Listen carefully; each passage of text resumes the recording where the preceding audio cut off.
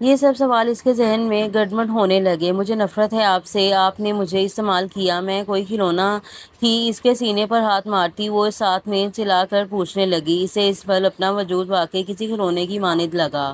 اس کے لفظ نے جیسے سالک شاہ کو بری طرح جھنجھوڑا۔ غصہ کی ایک شدید لہر اس کے وجود میں اٹھی۔ اگلے ہی پل اس نے جھٹکے سے گل کو کمر سے پکڑتے اپنے قریب کیا، اتنا کہ وہ سانس روکے۔ سالک شاہ کی نگاہوں میں اپنی بھیگی آنکھیں گاڑے اسے تکنے لگی۔ تمہارا دماغ خراب ہو گیا ہے کیا؟ میں تمہیں یعنی میں ایسا کر سکتا ہوں؟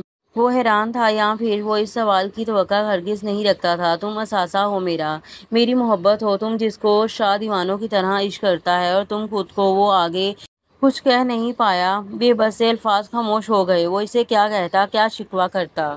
اس کی بھیگی آنکھوں نے اس کے لبوں پر قفل لگا دیا۔ یہ سالک شاہ کی حد تھی، وہ اس کی آنکھوں کو بھیگا ہوا دیکھ کر خاموشی اختیار کر لیتا تھا۔ کون ہے وہ شخص جو میرے پیچھے ہاتھ دھو کر پڑ گیا ہے؟ بتا۔ اپنے پیروں میں گرے زخمی شخص کو پیر سے ضرب لگاتے احمد شاہ نے جھک کر اس کے بالوں کو مضبوطی سے پکڑتے جھٹکا دیا۔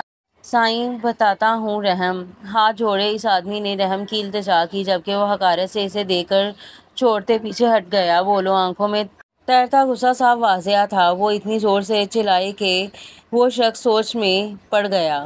وہ شاید اب اور خاموش نہیں رہ سکتا تھا۔ سالک شاہ الفاظ تھے یا کوئی بم ہو سکتے کے عالم میں کھڑے اسے دیکھتے رہ گیا۔ بکواس کرتا ہے، مجھے بھٹکا رہا ہے نا وہ شخص۔ بتا کتنے پیسے کھائے ہیں تو نے؟ غصہ میں اس کی جانب آتے احمد شاہ نے اسے بری طرح مار مار کر ادمرہ کر دیا۔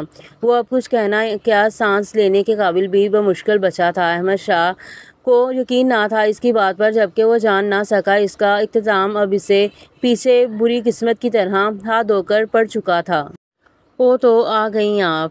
احمد شاہ جیسے گھر میں داخل ہوا، اس کا سیدھا سامنا ہی سامنے بیٹھی پارسا سے ہوا، جو لیونگ ایریا میں اپنے ماں کے کندھے پر سر رکھے بیٹھی تھی۔ وہ دونوں اچانک چونک کر احمد شاہ کی جانب متوجہ ہوئیں۔ السلام علیکم تایا جان۔ بغیر کوئی ریاکٹ کیے وہ جذبے سے آری لہجہ میں بولی۔ لڑکی، اس دن تم نے سب ٹھکرا دیا تھا، ابھی اور اسی وقت اپنے باپ کے ساتھ واپس اسی جگہ جاؤ جہاں کوئی جگہ نہیں تمہاری۔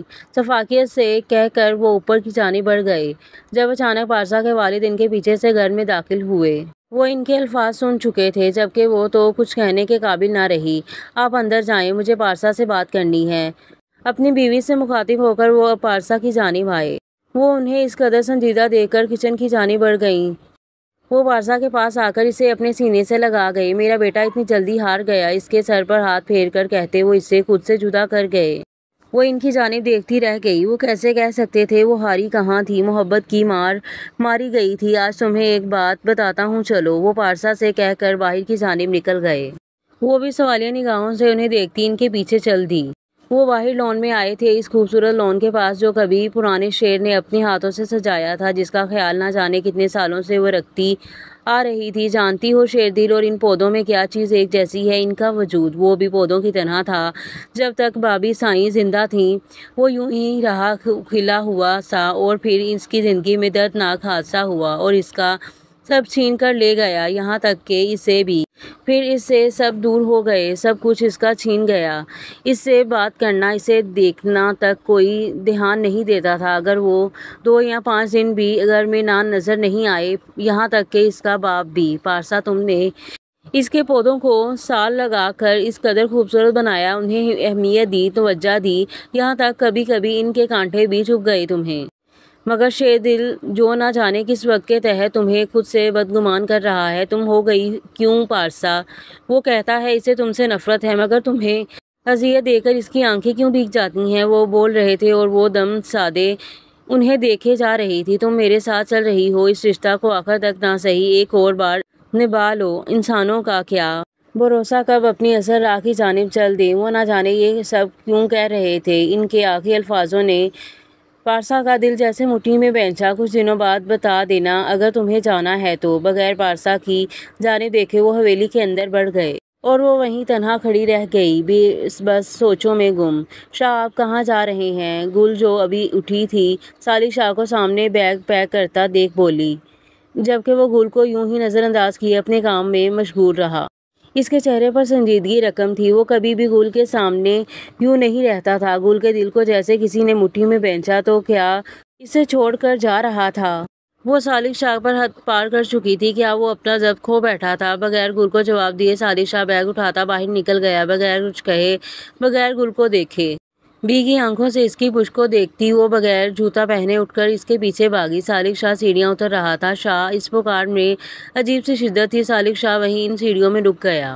کسی کے دل میں خنجر گھونپنے کی کوئی وضاحت نہیں ہوتی گل صالح شاہ بے حد سنجیدگی سے بولتے۔ صالح نے اپنے قدموں میں تیزی بڑھا لی۔ وہ لمحوں میں حویلی کی حدود سے باہر نکل گیا اور وہ وہیں سیڑھیوں کے پاس ہی ڈہ گئی۔ ہاتھوں میں پہنی چوڑیاں اس کے دوپٹہ سے الجھی تو پن کر کھینچے جانے پر شیزا کی آنکھ کھلی۔ وہ اب تک رات والی پوزیشن میں تھی، بس فرق یہ تھا بیڈ کراؤں سے ٹیک لگائے اسے نیند آ گئی تھی۔ تو کیا وہ اب تک نہیں آیا؟ کمرے میں کہیں اسے موجود نہ دیکھ شیزا کا دل پہلی بار بری طرح سے پس گیا۔ کیا وہ اس قابل بھی نہیں سمجھتا تھا؟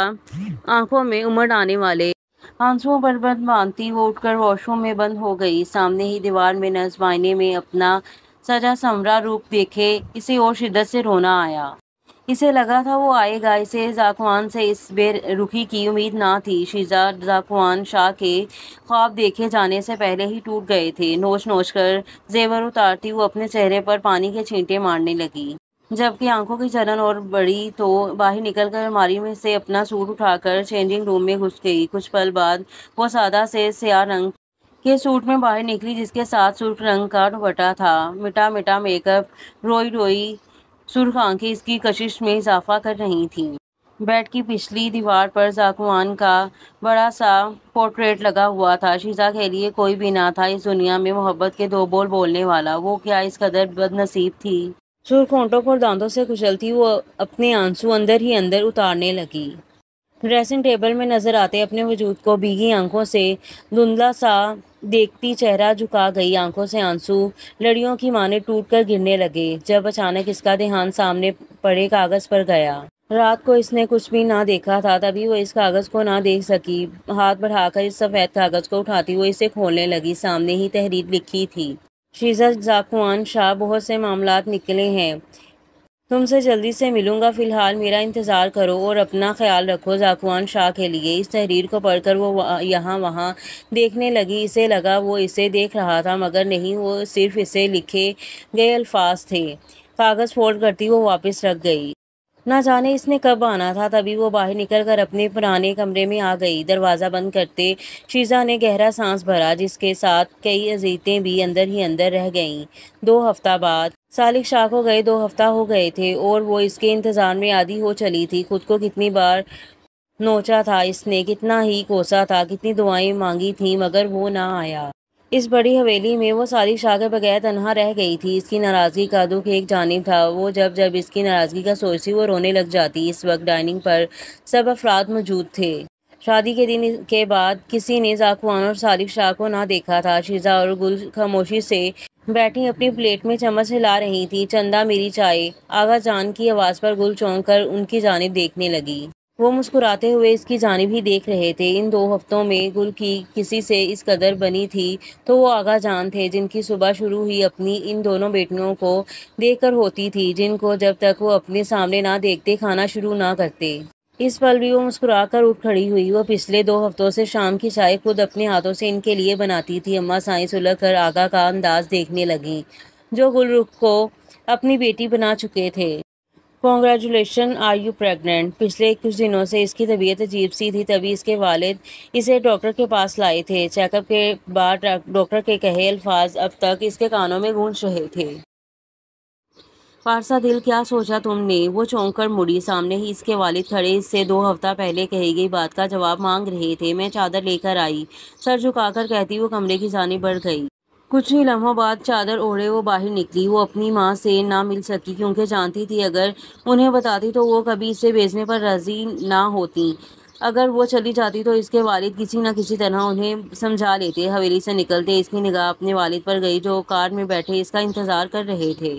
چادر ہاتھوں میں دبوچتی غیر ہوتی حالت کے ساتھ وہ کار میں آ بیٹھی۔ اس کا دل بیٹھا جا رہا تھا جیسے کچھ بہت غلط ہونے والا تھا۔ ٹھنڈے پڑتے ہاتھ آپس میں مسلتی وہ باہر بھاگتے نظارے دیکھنے لگی۔ جاؤ اندر پارسا، میں یہی ہوں، سب ٹھیک ہو تو آ کر بتانا۔ اپنے والد کی آواز پر وہ جھٹکا سے رخ موڑ گئی۔ वो इसी घर के सामने थी। मुट्ठी बेंचे वो चादर को पकड़ती बाहर निकली। धीरे धीरे कदम बढ़ाती वो दरवाजे तक पहुंचकर वह मुश्किल सांस ले पाई।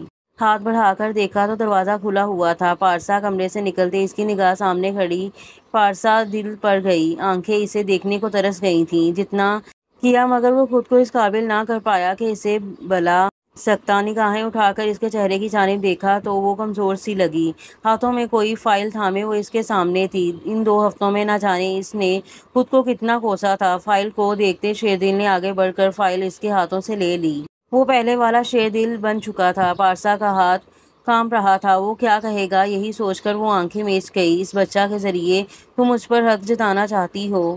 लड़की औकात मत भूलो अपनी। पहली ही रात से इल्म है तुम्हें मुझे नफरत है तुम्हारे वजूद से, सख्त नफरत। और ये वजूद इसका तुमसे जुड़ जाना एक और वजह दे रहा है नफरत की। बगावत करोगी तो मेरे हाथों से ही कत्ल हो जाओगी अभी और इसी वक्त। चलो डॉक्टर के पास। वो सख्त बेरहमी से बालों को जकड़े अपना जहर फंकारते हुए कानों में उंडेल रहा था। और यहाँ इसकी बस हुई थी।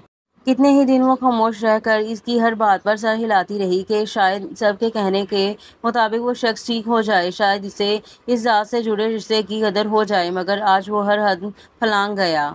वो वजूद जो अभी इस दुनिया में ना आया था वो इसे मारने की बात कर रहा था। दूर रहे मुझसे, मेरा आज से आपके साथ कोई रिश्ता नहीं। आप सख्त बेरहम इंसान हैं, इसके सिवा कुछ नहीं। ये बच्चा वाकई आप जैसे बेहिस का नहीं हो सकता। ये सिर्फ मेरी औलाद होगी जिसको मैं अकेले पाल सकती हूँ बगैर आपके। मुझे नफरत हो गई है आज के। इतना वक्त आप जैसे इंसान के दिल में जगह बनाने के लिए इस कदर मेहनतें की। अपनी मोहब्बत के रौंद दिए जाने पर खामोश रही, अपने बेमोल होने पर खामोश रही, सिर्फ एक वजह से कि इस रिश्ता को आखिरी हद तक आजमान लेना चाहती थी मैं। आज आपने हर हद पार कर दी। आप इतना गिर गए मुझसे नफरत में, औरत जात की नफरत में, कि इस नन्हे से वजूद को जो अभी इस दुनिया में नहीं आया इसे मारने का चल पड़े। आपका दिल पत्थर का हो सकता है मगर मेरा नहीं। गिरेबान हाथों में जकड़े वो आज अपनी जमा की हुई हिम्मत यूं सामना करती चिल्ला चिल्लाकर हर लफ्ज़ के इसके सामने बयान कर गई। लफ्ज़ों में हिम्मत थी मगर इसे महसूस हुआ जैसे इसकी रूह तक ने आज अज़ियत की हर मंजिल तय कर ली थी। मैं तुम्हें छोड़ दूंगा लड़की। और यहाँ पर एपिसोड का इख्तिताम होता है और मिलते हैं अगले एपिसोड में। तब तक के लिए दें मुझे इजाज़त। अल्लाह हाफिज़।